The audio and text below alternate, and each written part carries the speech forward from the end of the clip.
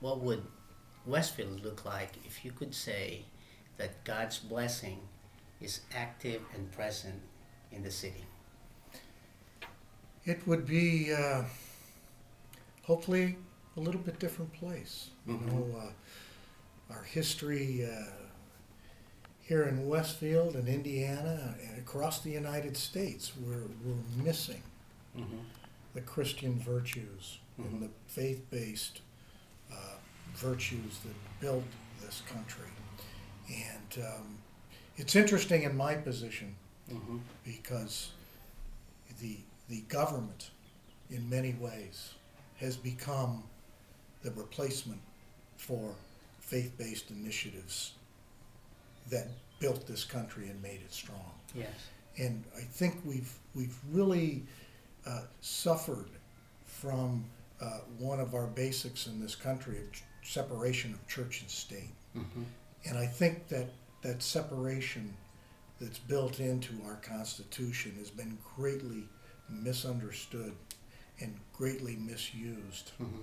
by perhaps those of less faith. Mm-hmm.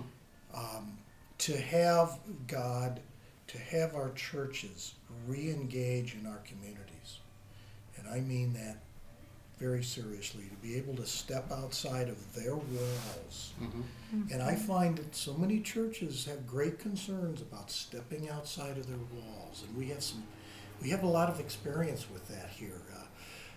In that we've started a program here called the Westfield Youth Assistance Program. Mm-hmm. And it's about 3 years old now, but it has a very strong faith-based initiative with it. Mm-hmm. And it's all about basic Christian and Judeo values, Mm-hmm. where it is that community solving the community's problems. And this particular problem has to do with our youth that are at risk. Youth that has not yet been in trouble with the law, Mm-hmm. but is well on their way. And what can we do about that? Yes. Not a government.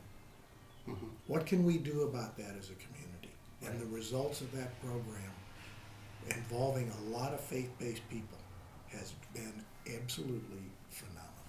So you're starting to see some changes and developments in this initiative?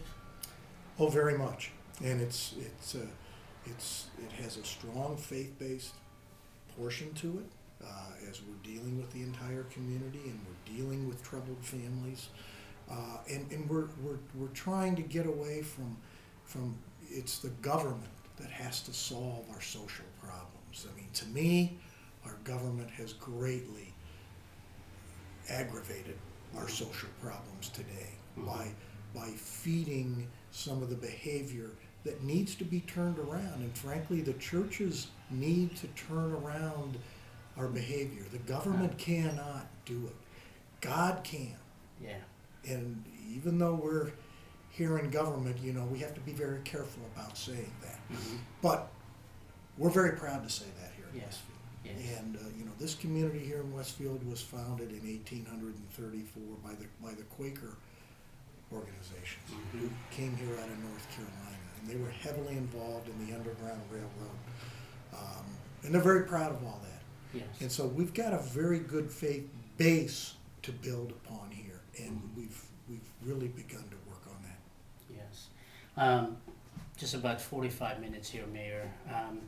What is one prayer that you would like for us to pray for you and for the city? We do have a group or groups of people that pray for different cities. I would ask that our churches look outside of their walls. I would pray that, here we are in Hamilton County, Indiana, with the 17th highest per capita income in America. Mm-hmm. And yes, we have social issues right here. We have many.